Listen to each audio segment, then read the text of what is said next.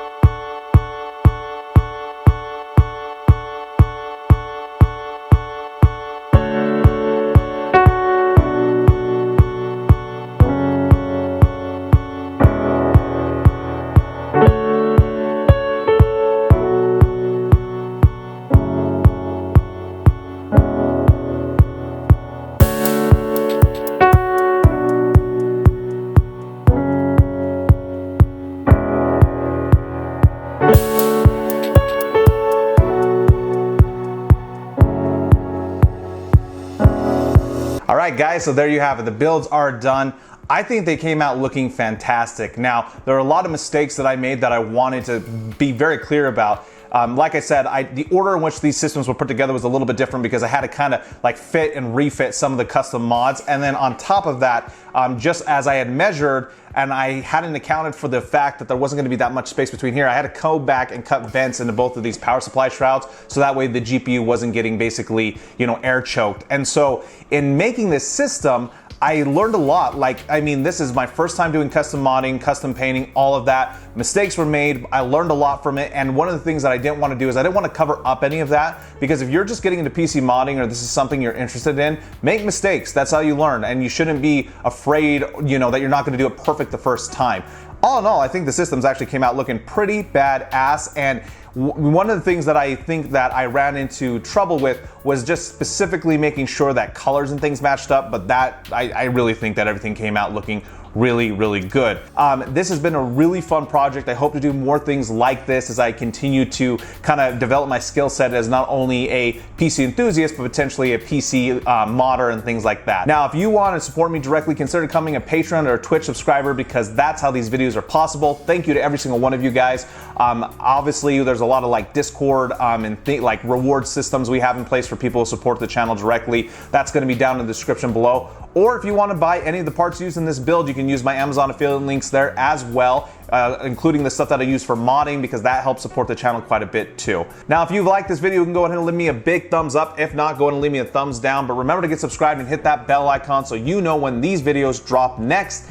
As always, guys, I'm going to continue to make these videos whether you watch them or not, but I hope you do, and I hope to see every single one of you next time here on Geared Inc.